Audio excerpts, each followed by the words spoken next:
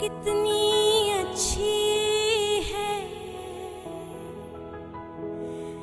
तू कितनी भोली है, ओ माँ, ओ माँ। दोस्तों, एक बार फिर से आप सभी का स्वागत है हमारी विशेष प्रस्तुति में माँ याद आती है मुझे। तू कितनी अच्छी है, तू कितनी भोली है, ओ माँ, ओ माँ।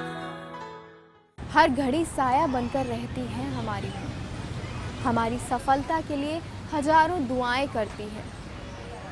आइए आपको मिलवाते हैं ऐसी ही माँ पुष्पा से, जो है बीकानेर से।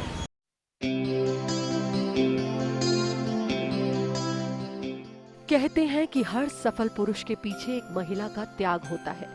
ये सही है, लेकिन इसे अगर हम ये कह दें कि हर सफल इंसान की सफलता में एक माँ का हाथ होता है, चाहे वो स्त्री हो या पुरुष, तो गलत नहीं होगा।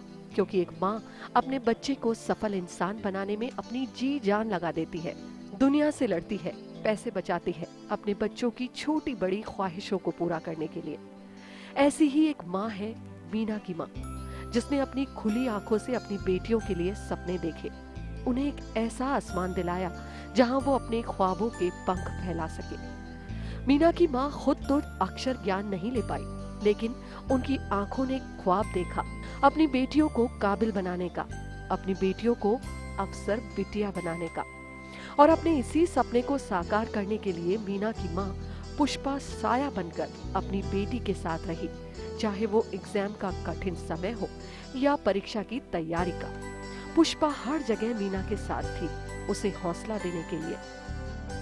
मैं कम पढ़ी हुई हूँ, मैं MA नहीं की हुई, तो इसलिए मैंने सोचा भाई मैं तो इतनी नहीं पढ़ी, लेकिन मेरी बेटियों को पढ़ा के उसके लायक बना दूँ, अपने पैरों पे खड़ी हो जाए, किसी के सहारे नहीं रहे। और अपनी इच्छा से उसको पढ़ाया मैंने। मेरी इच्छा थी इसकी उसको अफसर बनाऊँ, दोनों बेटियों को ही। मेरी बेटी डॉक्टर बने, इंजीनियर बने या अफसर बने, ये जिद करके मैं LLB करवा, मैंने LLB करवाई उसको। LLB करवा के LLM करवाई, LLM करवा के उसको ये RJS का इंतजाम दिया और ADJ का दिया। तो ADJ की तैयारी करने जयपुर गई, तो मैं भी उसके साथ गई। जोधपुर की तो जोधपुर की कोच में, अजमेर इंतजाम देने के तो अजमेर उसके साथ गई। मैं अकेले नहीं गई है, मैं उसके साथ जाती थी। मेरी बड़ी वाली लड़की PMT का 2 बार इंतजाम दिया, तो उसको भी मैंने साथ जाके पढ़वाया। मीना की माँ उनके लिए एक प्रेरणा है। आज वो जो भी है उसकी वजह उनकी माँ है। कहते हैं ना कि माँ आशीर्वाद है, आपको दुनिया की बुलंदियों को छूने की प्रेरणा देती है। तो फिर मीना के पास तो वो माँ थी जो अपनी बेटी की हर छोटी बड़ी जरूरत का ध्यान रखती थी। उनकी माँ ने समाज के लोगों की नहीं सुनी और अपनी बेटी को पढ़ाया। उसमें पूरा रोल माता का ही है मेरी। इन्होंने बचपन से ये प्रेरणा दी कि नहीं आपको पढ़ना है, पढ़ना। बचपन से इन्होंने मन में डाला है। अपनी माँ को तो सबसे अलग देखती हूँ हिंदुस्तानी। शायद मेरी माँ सब में ग्रेट है, हालांकि होंगी मेरी माँ से भी, माँ जैसी भी, और जिन्होंने अपनी बेटियों को खूब पढ़ाया लिखा है, उनके सपने पूरे किए हैं। लेकिन माई मदर इज़ बेस्ट। मतलब कि घर के काम से हमेशा दूर रखा। हालांकि लोगों ने बहुत कहते थे, रिश्तेदार वगैरह, कि क्या लड़कियों को पढ़ाना है, इनको घर का काम सिखाओ, आगे ससुराल में जाके काम ही तो करना है। लेकिन मम्मी ने कहा नहीं, काम तो देखो ऐसा 1-2 दिन में ही आ जाएगा अगर सीखने हो तो, लेकिन पढ़ाई इनके काम आएगी। मैं तो नहीं बन पाई कुछ, मेरी बहुत इच्छा थी पढ़ने की, लेकिन दिमाग उसमें नहीं था पढ़ने का, नहीं पढ़ पाए। अपनी बेटियों को तो कम से कम अफसर बनाओ। मीना के पिता के जाने के बाद भी मीना की माँ ने हार नहीं मानी। जब मीना की माँ ने अपने पति के अपनी जिंदगी से जाने की बात कही, तो उनकी आंखों से आंसू छलक आए। उन्होंने अपने पति की चाह को पूरा किया, अपनी बिटिया को अफसर बनाया, ताकि वो अपने पिता को सैल्यूट कर सके। इसके पापा जाने के बाद 5 सितंबर को एक्सपायर हुए थे और 23 को इसका ADJ का इंतजाम था। तो मैंने कहा बेटा ये तो पापा की इच्छा थी। ये पापा कहते थे कि बेटा तू किसको सलूट मारेगी, तू अफसर बन, अब की बात ADJ में नंबर आ जाएगा, तू अफसर बन जाएगी, किसको सलूट मारेगी बेटा। तो ये कि पापा मैं तो आपको ही मारूंगा, मम्मी को तो नहीं मारेगी ना। कि नहीं, मैंने किसको पढ़ाया? पापा ने पढ़ाया। माँ पापा का पढ़ाया, मैंने पढ़ाया। पापा तो काम पर जाते थे। ऐसे करते करते वो 5 सितंबर को चले गए। उसके बाद 23 को इम्तिहान था तो 1 नंबर से उसमें रह गई। फिर उसके बाद में ये RJS का दिया। RJS में उसको नंबर आ गए। नंबर आ गए तो हमने तो बहुत उसको याद किया। मोदे उसका आज तेरे पापा होते तो कितने खुश होते हैं। इतना ही नहीं, मीना की मां ने अपनी दूसरी बेटी के पति के देहांत होने के बाद भी उसे हौसला नहीं हारने दिया और उसे टीचर बनाकर अपने पैरों पर खड़ा किया। मेरी बेटियां तो वो मेरा कवर साहब वो एक्सपायर हो गए हैं।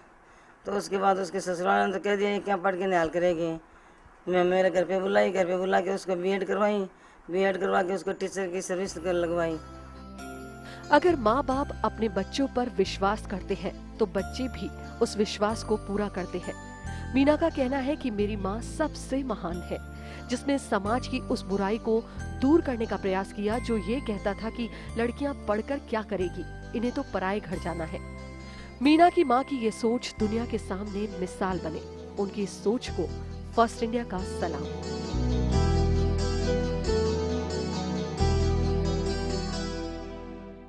हमारे हर सफ़र में हमारी माँ हमेशा साथ होती है, लेकिन हमारे साथ यहाँ कुछ बच्चे हैं जिन्होंने अपनी माँ के बिना ही सफ़र तय किया। तो आइए उनसे ही बात करते हैं, एक माँ के बिना सफ़र तय करना कितना मुश्किल हो सकता है। मैं यहाँ पे पढ़ने के लिए, मेरे पापा हमको छोड़ के चले गए। जब बाहर जाता हूँ तो किसी को देखता हूँ, उसकी मम्मी उसको हाथ से खाना खिलाती है, तो मेरे को भी लगता है कि मेरी मम्मी मेरे अपने हाथ से मेरे को खाना खिलाए। जब कहीं घूमने जाते तो सोचते कि मम्मी भी साथ होती तो अच्छा रहता। मम्मी अभी होती तो अच्छा लगता थी, लेकिन बिछड़ गई थी, आज तक नहीं मिली। या फिर किसी के अपने मित्र की मम्मी को देखता हूँ तो मुझे अपना बचपन भी याद आ जाता है। बोलता है कि मेरी मम्मी भी मेरा इसी तरह ख्याल रखती थी। ये तो हुई इन बच्चों से बात जिन्हें माँ का मतलब तो पता है लेकिन माँ नहीं है। चलिए अब चलते हैं कोटा, एक ऐसी माँ के पास जिसने एक साथ 2 फर्ज निभाए, एक भारत माँ के लिए और एक अपने बेटे के लिए। माँ जीवन में हर दुख सह लेती है, लेकिन कभी भी अपनी आंख के तारे पर कोई आंच नहीं आने देती। ऐसा ही कुछ किया कोटा की बबीता ने। महज 27 साल की उम्र में जहां एक आम लड़की अपने आने वाले कल के सपने देखती है, बबीता के कंधों पर आ गई अपने 9 महीने के बेटे की जिम्मेदारी। बबीता के पति कमांडेंट सुभाष शर्मा 20 साल पहले श्रीनगर में उस समय शहीद हो गए जब उनका बेटा क्षितिज सिर्फ 9 महीने का था। पति की शहादत की खबर ने बबीता को एक गहरा झटका दिया, लेकिन वो बिखरी नहीं, क्योंकि उसके सामने जीने की एक वजह थी, अपना 9 साल का बेटा क्षितिज। माँ के लिए बड़ा मुश्किल था अपने बेटे के इस सवाल का जवाब देना कि मेरा पिता कौन है, वो कहाँ है, और उसे जवाब मिला कमांडो भगवान। पर मुझे नहीं पता वो क्या चीज़ सीखा उसने अपने आप से ही दिमाग से।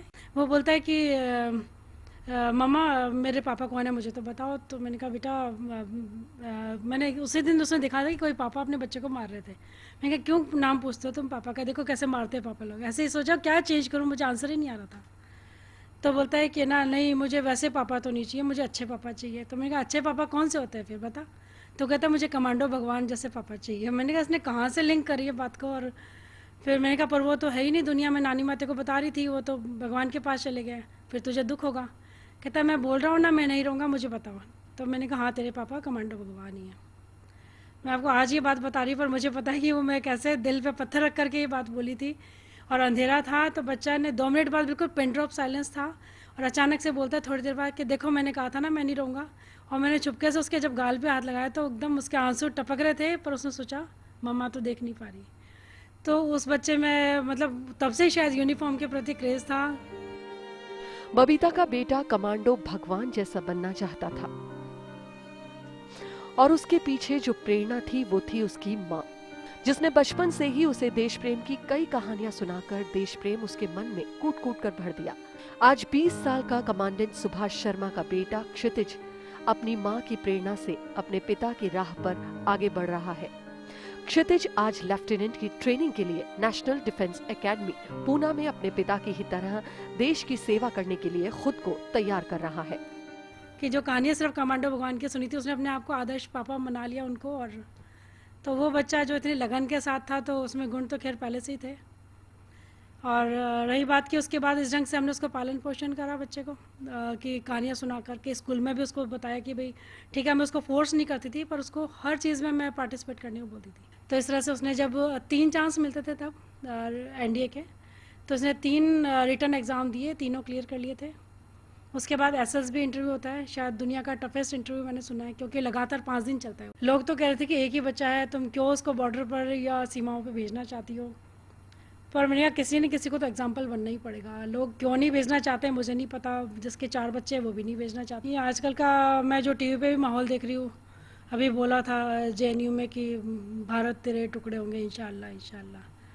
ये बातें तो किसी भी देशवासी को, देशभक्त भी नहीं, हर देशवासी को दुख पहुंचाने वाली होनी चाहिए।